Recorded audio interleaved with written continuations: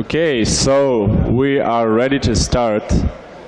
Just waiting for Hiroshi to finish doing his work. Oh, we're gonna do the pitches first, and then... He said to have the panel up here and really?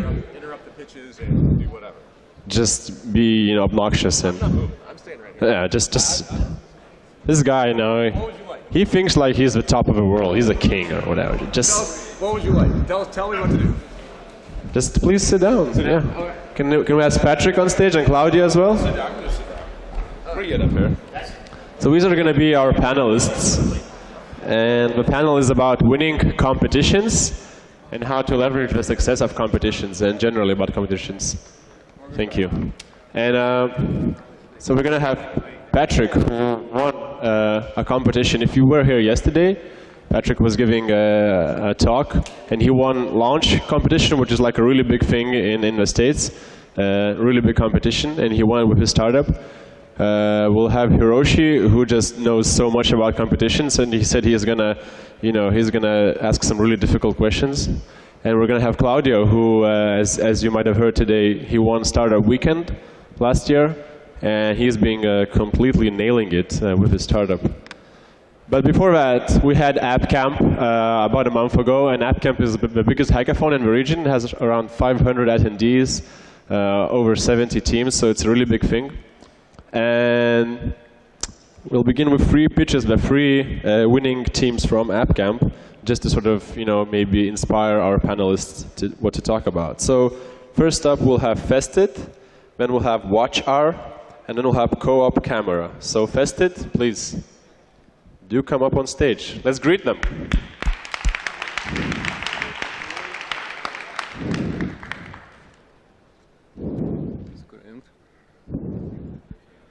All right. So, hello everyone. I'm Vidas, and today I will be presenting our own startup, Festit, and our team called Revit.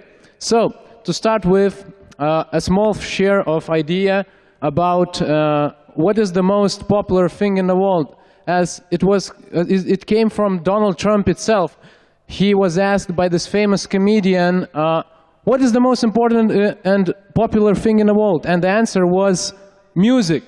So music is the most popular thing because everyone listens to it. And well, we thought, why is there a lack of games which involves listening to music and they can help you discover new artists? And of course, lack of games that are related to music festivals.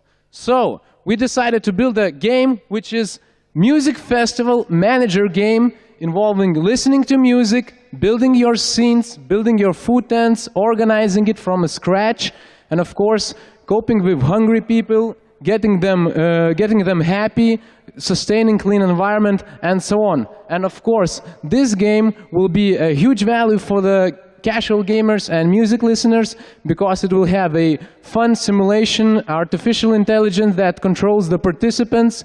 You will need to build a festival, you will need to play your own music to make them happy and attracted, and of course your main goal will be earn as much money as possible. So also there will be level maps related to real-world festivals, so you can be at festival at the same time and compete with organizers, and of course compete with friends on top scores. So we built this prototype during App Camp a month ago, and well, we have it running and we have already some thoughts where it should go. So we thought about target audience as well, and here it is. People who likes to listen to music. That's everyone probably. And of course, strategy, simulation fans, gamers, free souls, hippies, whatever. And of course, event organizers, if you want to practice your festival first in game and then in the real world. Now, marketing plan. So yes, we thought about it, and maybe we should partner up with festivals like yesterday Beer Kitai told about his Burning Man festival, so we're definitely going to discuss something with him, how we could establish a two-way partnership where we promote the festival and festival promotes our app, and well, this could end in really good situation for us. Of course, a huge idea. Take a trip around the world and participate in every huge event, meet people, represent ourselves, and well, collect 1,000 or 100,000 of users there. And of course, we've been in business for several years, so we made some apps, beat-making apps, music-making apps, so there will be a cross-promotion definitely. And business model, it's a freemium game, in-game currencies, extra level packs, festival levels with partnerships, and the last but not least, a real branded objects like Coca-Cola refreshment stand or McDonald's food store in-game. So it will be big, believe me. Thank you. Thank you. Freeman Sir. Awesome. Do we have any questions for the guy who wears the hippie t-shirt? Any questions? Come on. Yeah, Hiroshi. Back here. So you said you built a simulation or a prototype already? So what did you learn from that about user behavior, and are people really interested in this stuff, number one? Number two, what are you dealing with in terms of music, licensing, clearances, all the stuff that, the legal stuff that you got to deal with in this space? Well, we made the prototype which simulates the behavior, the experience the user will feel. The music, well, it will come up from your own library, for example, on the phone. So it means you have acquired that song and you can play it in the background. So this is one for the copywriting. And of course, this process where we encourage users to buy the content themselves, because if you really like this cool new song and you wanted to play it during the festival, well, it offers you an opportunity to take it, buy it, and own it on your phone. So I hope I answered your question. Thank you, Festit. All right. And now on stage, Watchar, and we're kind of cheating because we have a speaker on stage who's going to pitch for them. But that's what we told you yesterday, that David is involved with the Baltic scene. Yeah, I'm Dave Roberts, and I'm speaking on behalf of Watchar because I've agreed to come on as an advisor, and I'm helping them enter the American market. And I like Watchar quite a bit because they're introducing augmented reality in a unique sort of way. They're a very well-rounded team of professionals. There I am, of course. Ultimately, the problem is that digital advertising is too expensive, and it takes up a larger portion of the marketing budget than it should. And enter Watchar, which is an augmented reality marketplace with lots of interesting business applications. It's made for small to medium businesses and designers, where you can buy and sell augmented reality content for advertising or mobile commerce on smart devices. Designers can actually earn money through the Watchar marketplace by selling their digital content for augmented reality. And I guess we have a video. And this is the business card. Pops up. Better way to tell your story with augmented reality. A t-shirt with the Watchar logo popping out. Crazy. And they actually put together a pilot program for one of the largest pizza joints in Lithuania, which is not the pizza you've all been eating. And there's brochures with purchasing options. You can have a good look at it and comment. 3D model popping up. Very cool. And here's the website where you can actually use Watchar. Going down through, tells you more about it. It's for brochures, architecture, business cards. And here you upload a marker to it. Very simple. In this case, the ICT logo. And then you're going to pick out which sort of 3D model that's going to be applied. In this case, the Watchar logo. Okay. And it's going to show you your results here, how much it's going to cost, for how many views, and for how long. And $50 or so, not bad. And this is the Watchar application, or mobile application. It's going to be for Android and iPhones, where you can see all your created works. All right. And ultimately, monetization plans include paid templates, premium features, of course, commissions from the developers who are actually selling their templates through the Watchar marketplace, exclusive advertising on certain templates, and they'll be creating white label mobile applications for small to medium businesses and advertising companies. We'll be targeting, as I said, SMBs and advertising agencies, but also the larger players through the advertising agencies. Lots of seconds left. great success factors, including a well-rounded team. You don't need any tech skills. And here's some stats. Digital advertising is on the grow. We're looking for money. 3 minutes. Thank you. All right.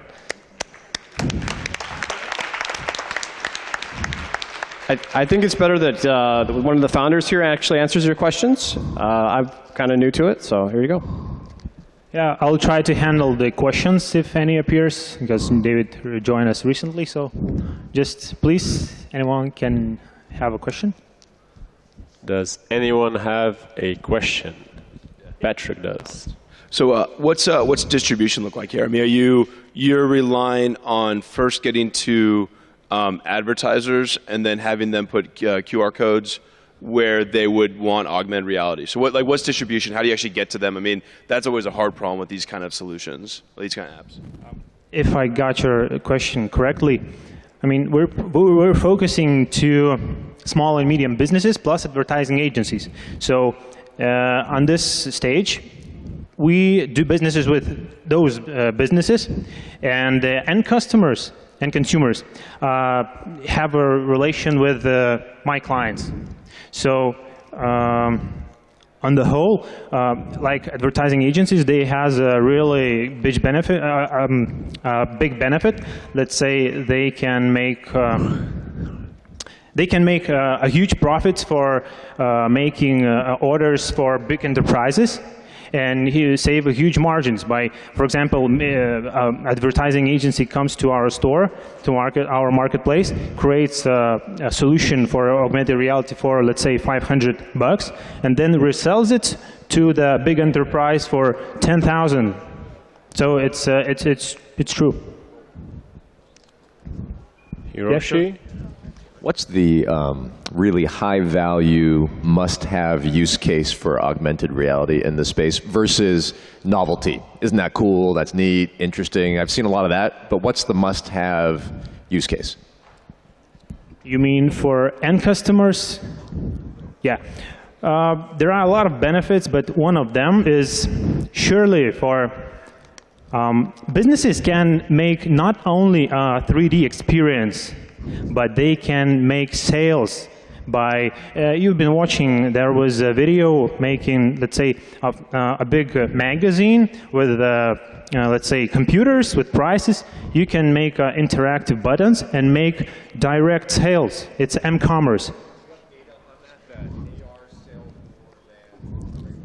I have some case study recently made in UK that says that traditional advertising versus augmented reality advertising is it loses the battle, because let's say the time the people spend watching traditional advertising is about 12 seconds, and versus augmented reality it takes about 84 seconds watching augmented reality advertisements. So it's really true study case, and it says something. Thank you. Watch Any out. questions?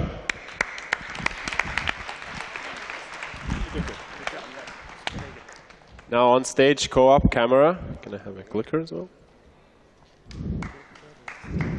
Hello, everybody. Hello, my name is Gerda, and this is Dovanas, and we are from Team Co-op Camera. And we want to ask you one question. How many times were you out with your friends, taking pictures, and you said you were going to share them, but you didn't? 43% of mobile users use their phone camera as the main camera, and this number is growing. And we have solution to all of them. Our application takes photos from you and your friend cameras that you want to share, shows them in one place, and makes it easily reachable for you and your friends. Also, Co-op Camera is easy to use because our users don't have to abandon their habits of using familiar cloud storage, photo-taking apps. So that is good. We have many competitors, but their disadvantages became our benefits, especially in large-scale events. Our business plan consists of subscriptions to our loyal users, in-app advertising, and licensing for big events, as this or Campus Party, that are already interested in using this for their advertisement and commercial use. That's a photo from Campus Party this year. So our team has 5 developers, 1 business developer and 1 designer. And all we need is an angel investor to kickstart our idea that we've been working on only for 5 weeks. Thank you. Awesome, ahead of time. So, do we have any questions? Come on, it's another photo sharing app. You gotta grill them. It's Claudia, yeah, destroy them. I don't know what to ask. I mean, we spoke about the product before, and so it works. You have it, like you. We have it, but not in the marketplace on our cell phones. Okay. No, I would have liked to. I told you what is my problem in here is that about sharing. Like if I'm in a party, you know, sometimes I'm always at the privacy issue. Like yeah, so many people ask us about this, and you know, we don't find a problem in here because if it's public event, you're not gonna have private stuff in here. Come on, and if it's private party, you're gonna share only with the people who are anyways around you. So I don't think that is an issue. And if it's a big event, like a public event, you have a widget on your screen and you can anytime pause it. Like when you pause it, your photos are only for you and not sharing with anyone else. Okay. Any more questions? Yeah. Thank you. Let's go.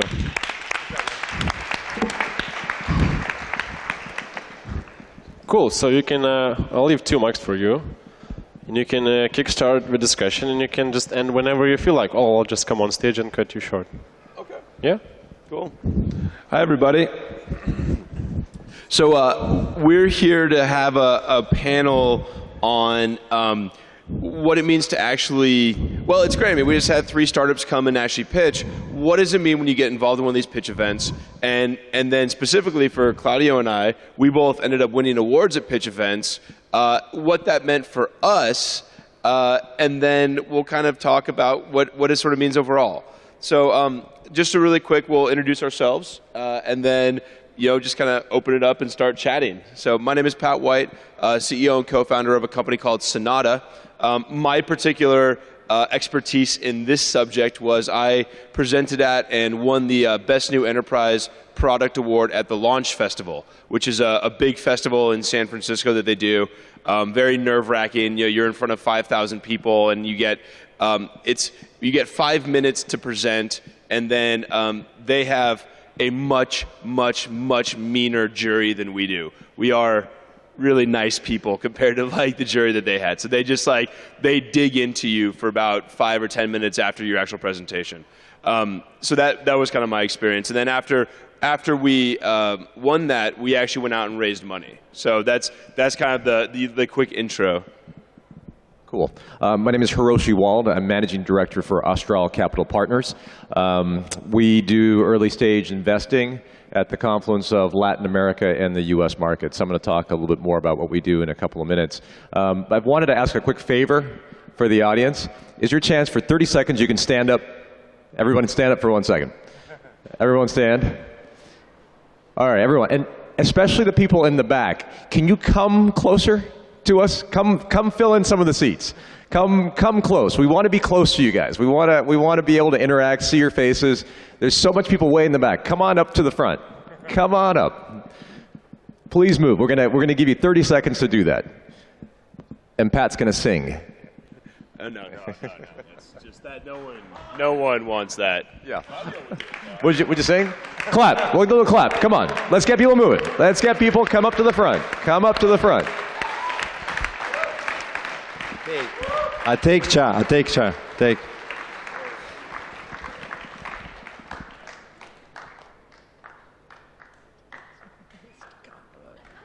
Come on. Yeah, all right. Now everyone can sit. Thank you. Thank you. All right, grab. Now you can sit. That made any difference or not? I don't know. I think it's yeah, I'm done. I guess everybody knows me. I've been on the stage and telling who I am, but I'm Claudio. I work in Lithuania. I have this startup called Blue, and everything started after we won last year Startup Weekend. You're gonna hear today the pitches from the teams that are upstairs. And we're still competing. Next week we're competing in Finland, and in 2 weeks we're going to compete again in Germany. So I'm in the competing field like quite heavily, and I love it. I love to pitch, and I really like it. And I have experience with like terrible juries that like what the fuck is this idea? Just go away. Not to me, I mean, but I've met them. Yeah. So.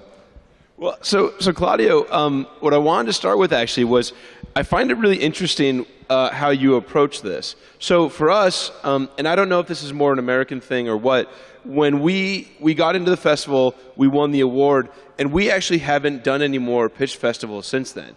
I think for us, we actually saw it as a sign of kind of growing up as a startup. You know, we won the award, we raised money, and then we're like, okay, pitch festivals are kind of earlier stage, and now we're gonna, go and work on the product and not worry about it. Whereas you were talking about yesterday, you've done something like 10 or 15 pitch startups. Is that right? Yeah, but for example, the last one we won in October in Germany, we were invited. So they invited us, they selected us, and for us, it's not just so much like we don't really. What we do with networking now, and the strategy that I was telling now to a girl is like that. The aim is to actually become speakers.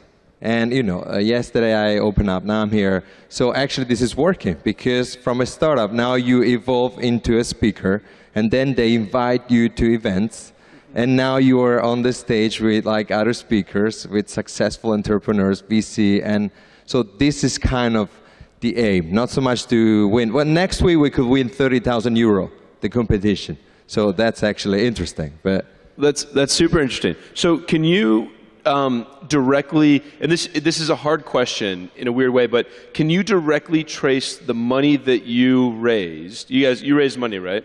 Can you directly trace the money you raised back to winning the pitch festival?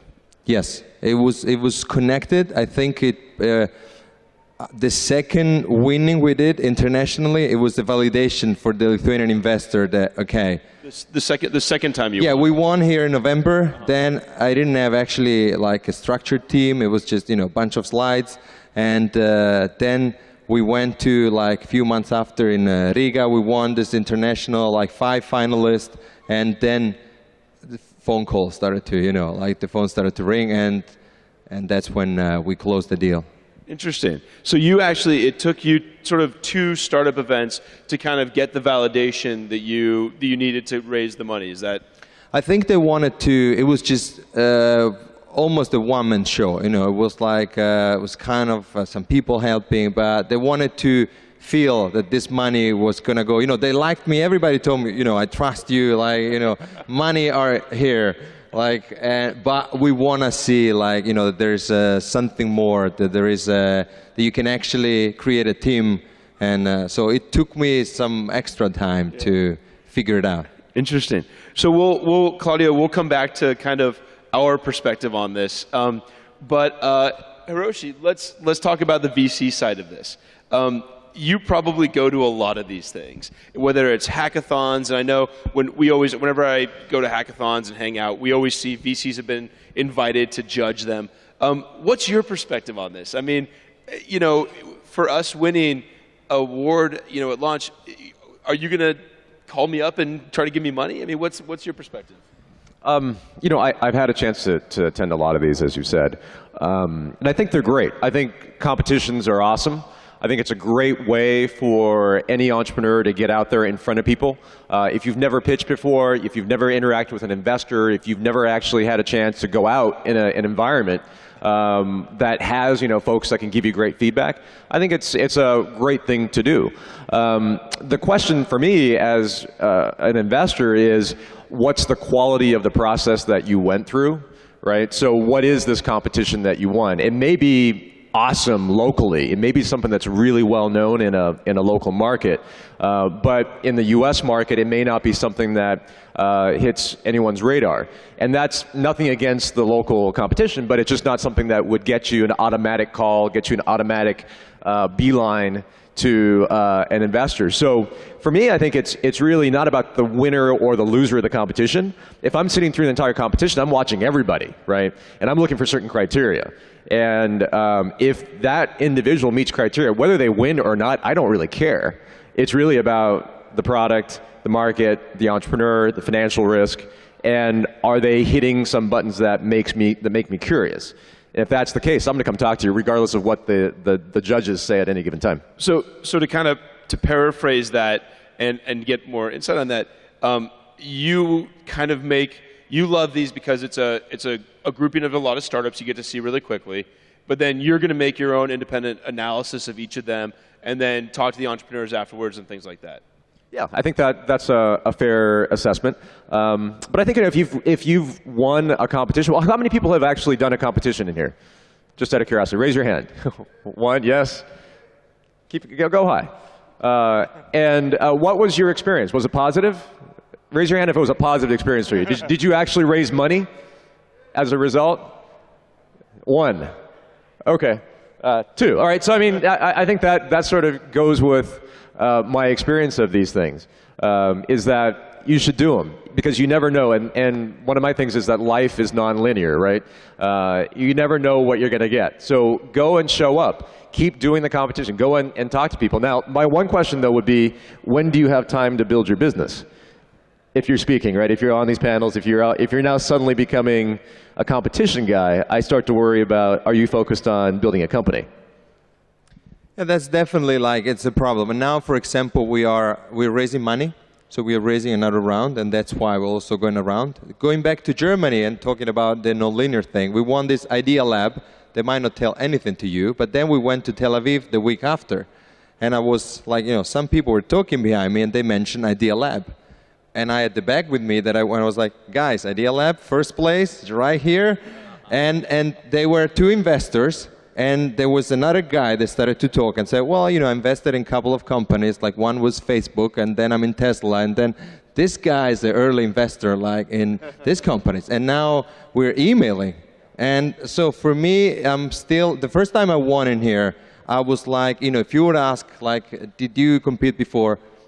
I was presenting my stuff. I didn't know what pitching was. So it took me another win, because the first time I was like, what am I doing here? Am I raising money? What, how does it work? So I actually went to the jury and asked, what book should I read? I don't know anything about what I'm doing here. And I was in Finland, and I asked one of the investors, I don't know what to ask you, except give me the money.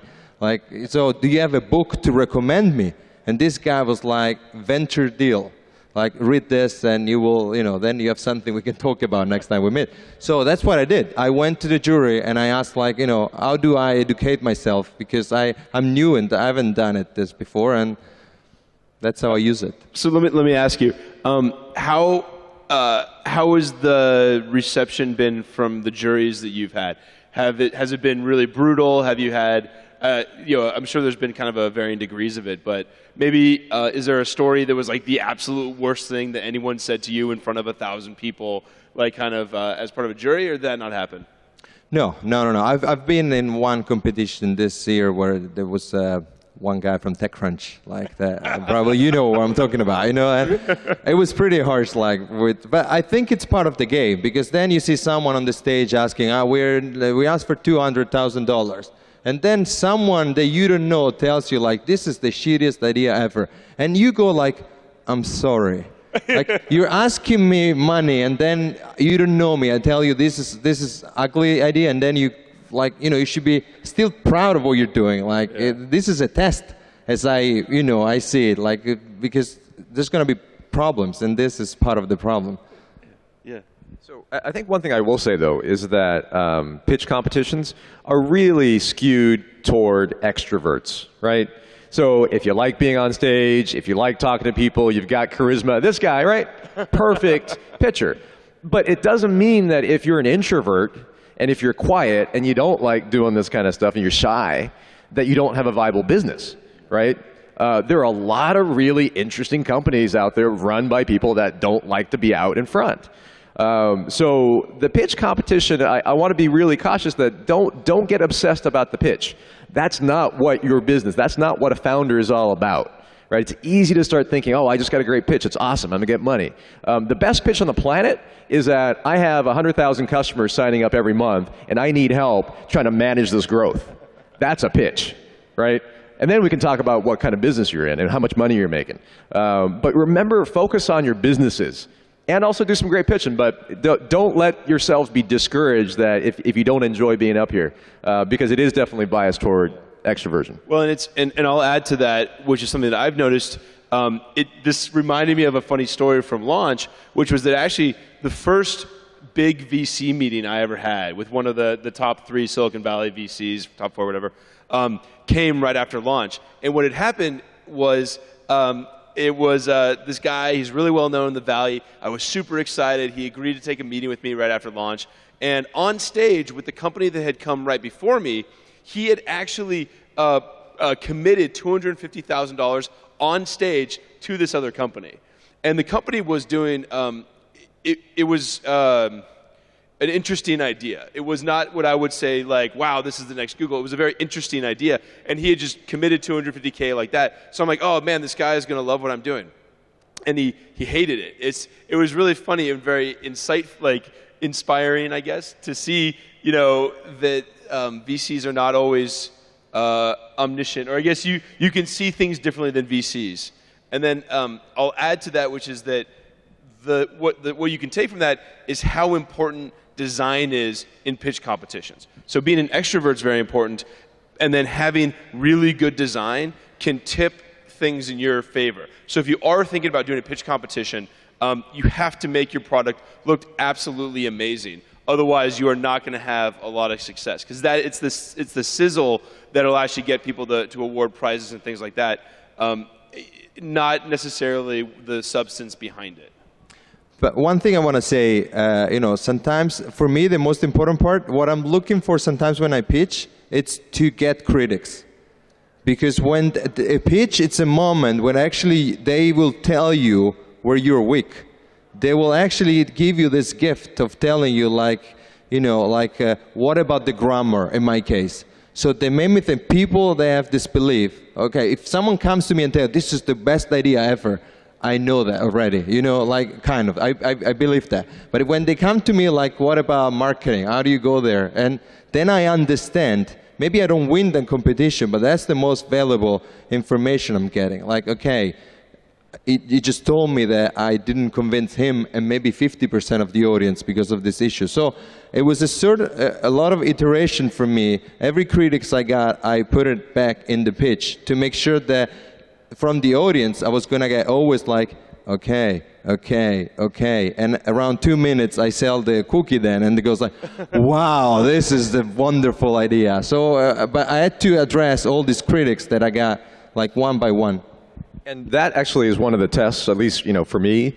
When I'm giving feedback, or if I say something a little bit harsh, it's not to make that person feel bad. That's not the idea. I always talk about this idea that good feedback, honesty is expensive. Honesty is very, very expensive. It's cheap to be nice, right? So if I want to just say, oh, it's a great idea, cool. He likes me. There's no cost in it, there's no risk for me. I can just walk away and just think to myself, I didn't really like it, right? Or I can choose to give honest feedback. And when I give that feedback, there's a risk. There's a social risk, because everyone wants to be liked. Everyone wants to feel like, hey, I don't want to be a jerk about this. But you want to be able to impart some good advice. So when you get negative feedback, it is really, really valuable. It is much, much more. So, yeah. But that's why I record every time I pitch, because when you tell me this idea is shit, I don't listen, because my brain's like, no, this is the best idea ever. But then I go home and I listen again, and then I'm ready to actually, accept the critic. And I always do that. I listened. When they publish a video of me without the question, I'm like, no, that's the most valuable part for me. The 3 questions I got at the end. So. So to add that too, is that one of the things that I look for is the feedback going somewhere, right? So sometimes when you talk to somebody, you can tell it's just not going. They're just nodding at you, or they're just, they're not processing the info.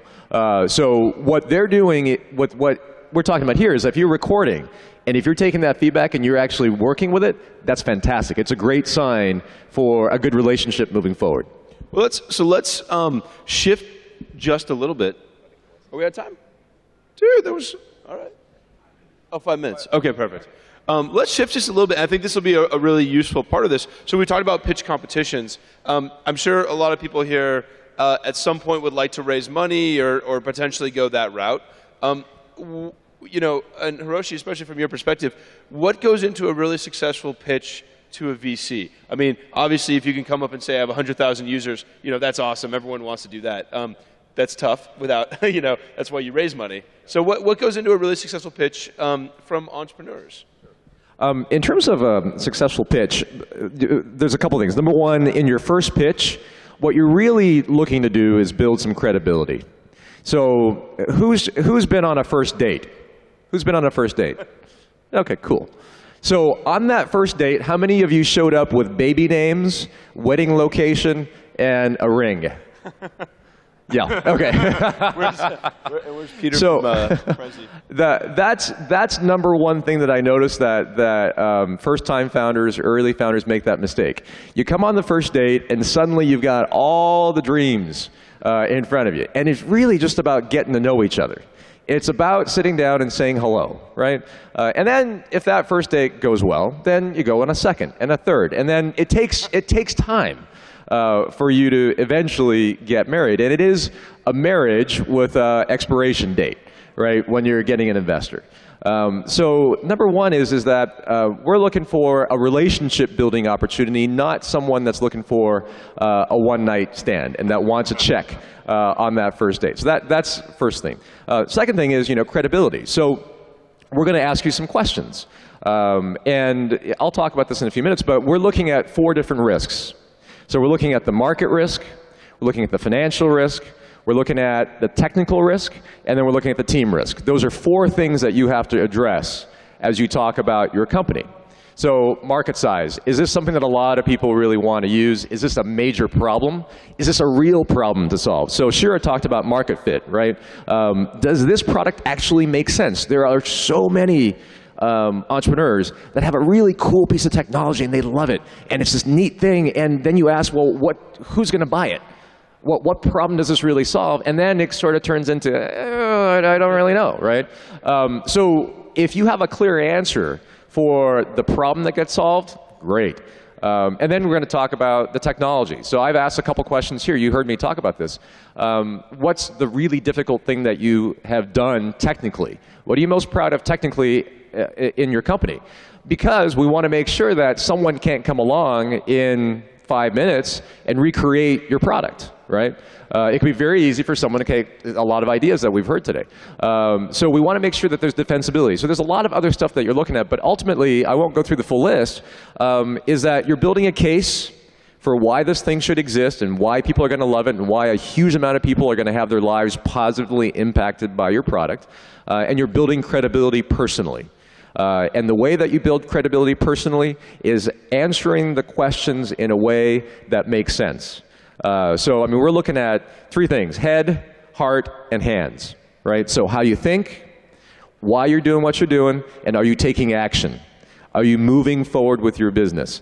And if you can show those key elements in the interaction that you're having, then I think you're well on your way to having done a good pitch. Yeah. Yeah. How are we for time? Good? No, that's okay. And I'll actually add to the dating metaphor just a little bit, because that's exactly how I think about the fundraising that we go through. Actually, pretty much everything in a startup is a form of dating. It's really weird, but like, you date your customers, you date your employees. Well, not really. But you actually are sort of involved in these relationships, and it's all about kind of slowly getting to know people and then slowly bringing them in. I love the analogy, and this is a little bit off topic, but that's actually how we've gone to all of our best employees. We didn't just it wasn't like we just hired them like that. We actually slowly brought them onto the team. They got to know everyone. We all did happy hours together. It was a very gradual, organic process. So the dating metaphor works for so many parts of startups. It's very good to keep in mind. Yeah. I'm back with the dating thing. Like, you know, now that's exactly what I was talking before. That's going to be my next speech, like next year. Like, you want the girl to actually want to give you a phone number without you asking. That's the same. When I want a journalist to write an article, I never ask. I make them actually, you know, I tell so many good things that they go like, we should write an article about this. And that's what I do with everything. I make them believe it's, you know, I don't even need the money, kind of. But then you go like, oh, I just want to put the money in this, you know, like it's your idea. Yeah. So we managed to get from pitch festivals to dating advice. But I hope this has been helpful.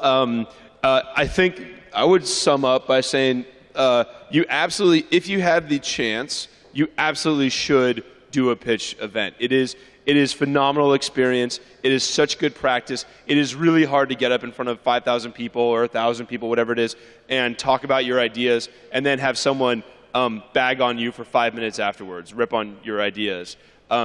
And it's good for the soul, I guess, is the best way to say it. So I really encourage you guys to go out and do it. So thank you very much. Wow, that was great. All right. I hope it is still on your